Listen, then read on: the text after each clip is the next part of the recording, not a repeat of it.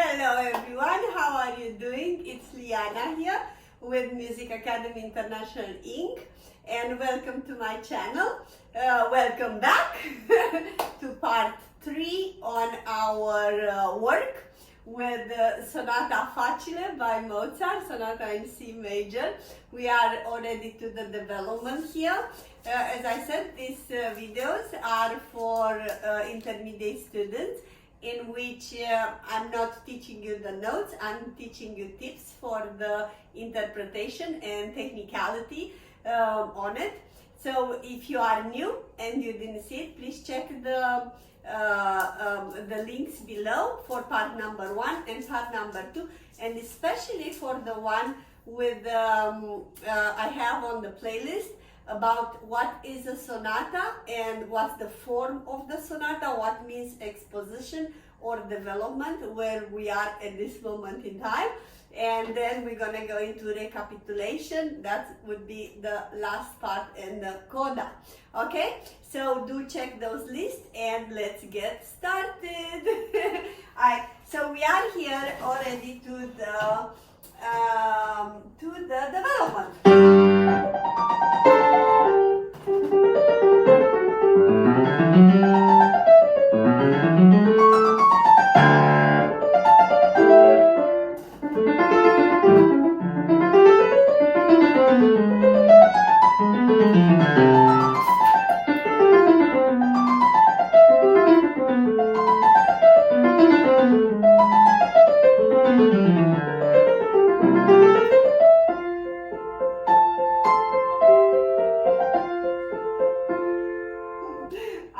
Many times this sonata.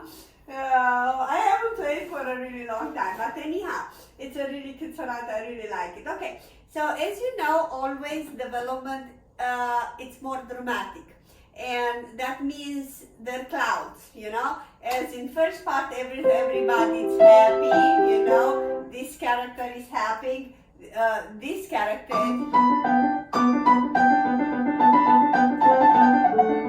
It's happy as well. They go together, they're talking together, and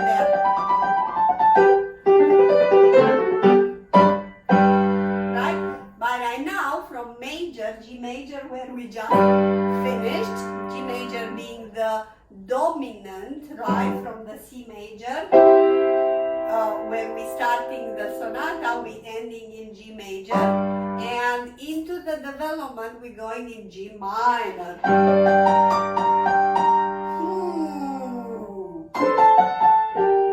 Right? So it's more like ha ha.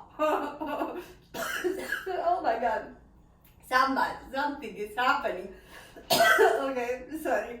Alright, so something is happening there, right? So this is, again, you gotta play it stronger, but always with the ending, like, right? So as you can see, I'm doing a crescendo, but then a decrescendo. Then echo. So it's still strong, but not as strong as the first one. You see, this one is really strong.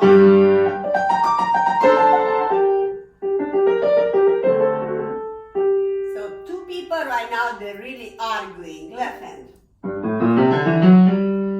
So what I'm doing, I'm doing a little tiny bit of crescendo, and to the end, a little decrescendo. Right hand, crescendo, decrescendo.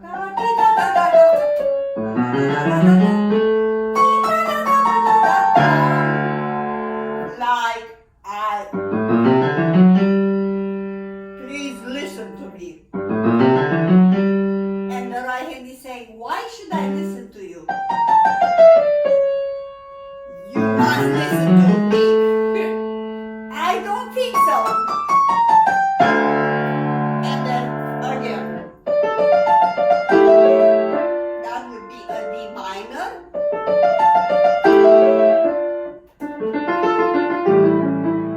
And right now, again, they're arguing. The right hand right now, it's exposing her point of view. I'm sing this one like a girl and this one like a guy. I don't know why. Because this one probably it's higher voice and then the left hand is lower, and you know, that is in my mind anyhow. So the lady is saying, it's telling, you know, this is the situation. And then the guy saying, I don't think so. The right hand again.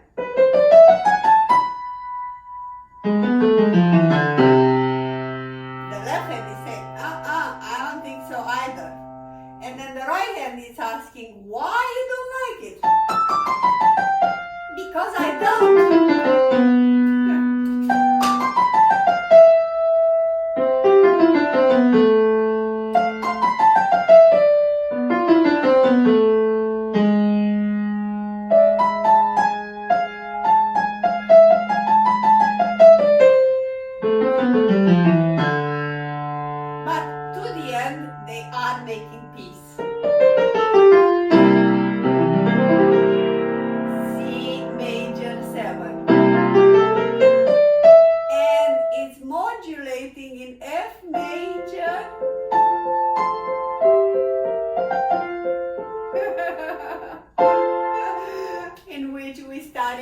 Recapitulation here at this moment in time, and it's peace, but it's gonna come some other situation here. Okay, so as you can see in all those lines, right and left hand, they need to be practiced, right? Initially when you practice this, it sounds a little off, you know, all the scales, and mostly they are minors, and then they are harmonic minors.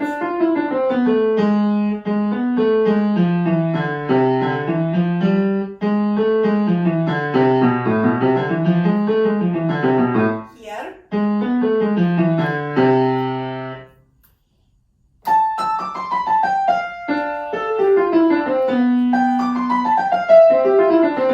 So you can see it's coming from A.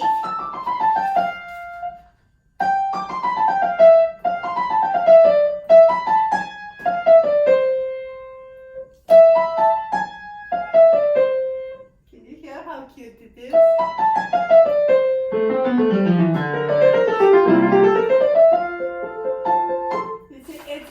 It's really a dialogue here. I cannot tell you, you know, how to practice this. You gotta really learn the notes on this situation, but do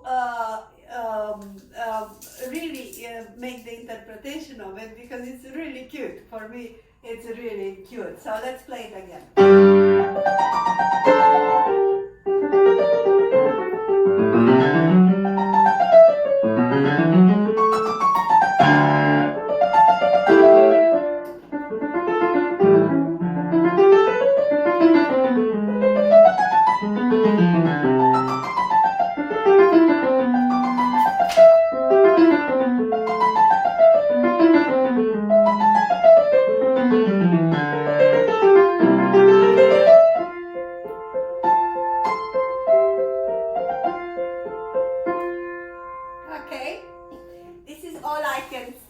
We are not using any pedal in this fragment, in this section at all, but you gotta practice to make nicely the transition in between right and left hand, to do the crescendo.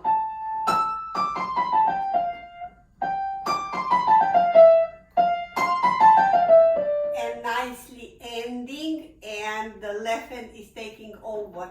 Left hand ends, right hand takes over. So this is your work, the voicing, okay? I hope you enjoyed this short explanation of the development. All right, check into part number 1, part number 2, and see you in part number 4 coming right away, in which we need to practice the scales of the left hand. Okay, so see you in the next one.